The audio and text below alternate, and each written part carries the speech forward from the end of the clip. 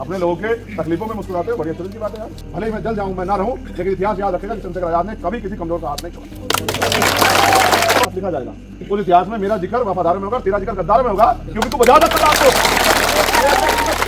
बजा सकता, लेकिन तमाशा देख रहा था बैठ के, और मैंने वो लड़ाई लड़के साबित किया। और मुझे आए हुए 15 दिन नहीं हुए थे जेल से, मैं उससे पहले जेल में गया था तिहाड़, मुझे 15 दिन नहीं आए थे, मैं भी घर में बैठ जाता, लेकिन मेरे जमीन ने गवाही नहीं दी। मैंने सोचा कि अगर आज मैं इस वक्त पे नहीं खड़ा हुआ तो इतिहास मुझे माफ नहीं करेगा कि जब जुल्म हो रहा था यहाँ पे कमजोरों पे, और जब उनके खिलाफ कानून बनाकर वो कुचला जा रहा था, चंद्रशेखर बैठ कर तमाशा देखा। पार्लियामेंट में कहीं क्या हुआ, जिस पार्टी से वो थे उन्होंने उनको निकाल दिया। जब दिल्ली में जुल्म सह के भी मुस्कुराते हो, मैं आपसे बड़ा परेशान। अपने लोगों के तकलीफों में मुस्कुराते हो, बड़ी अच्छी की बात है यार।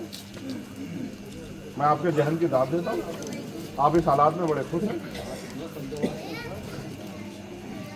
इसका मतलब अच्छे कपड़े पहनने से आदमी अच्छा नहीं हो सकता। ये मैं कड़वी बात कह रहा हूं, मेरा जहन है, मेरी वोट का रिश्ता नहीं है आपसे। अगर वोट का होता तो हाथ जोड़ कहता कि बहुत अच्छी बात है, बहुत अच्छी बात है, मुझे वोट देंगे। दूसरी घटना दिल्ली में घटी और आपने मैंने देखा सजदा कर रहे मुसलमानों पे किस तरह लाश बरसाई गई।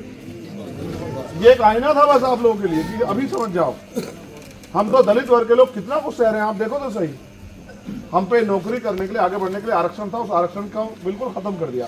जब सरकार डिपार्टमेंट रहेंगे तो सरकारी नौकरी कहाँ रहेगी, कौन हमें कुर्सी बैठने देगा।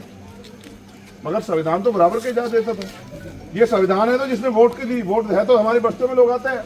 वोट का अधिकार नहीं रहेगा तो आपके यहाँ से कूड़ा चल जाए, कोई भी नहीं आएगा। आज जो आपकी बगल भरते हैं, जो आपको टोपी पहनते हैं, आपसे टोपी आपको पहनाते हैं, वो वोट के चक्कर में तो पहनाते हैं।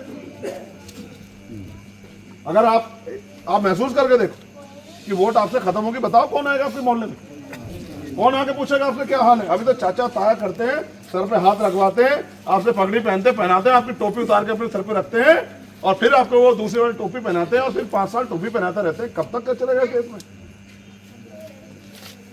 ये चुनाव आप पे मेंबर ऑफ पार्लियामेंट बनाने का चुनाव नहीं है, ये चुनाव आप पे अपनी आवाज बनाने का चुनाव है। जिन लोगों ने ठगा उनको बताने का चुनाव है कि हम इस देश में गुलाम नहीं। अगर आप हमें गुलाम समझते हो कि किसी को भी, पैसे वाले को, लंबे कुर्ते वाले को, कोट वाले को हम पे थोप दोगे और कहोगे जाओ इन्हें वोट दो, तो हम ये जानते हैं कि हमारा अच्छा बुरा कौन है, हमारा दो दुश्मन कौन है, हमारा मुफीद कौन है, हमारा मुखालिफ कौन है, ये बात हम जानते हैं।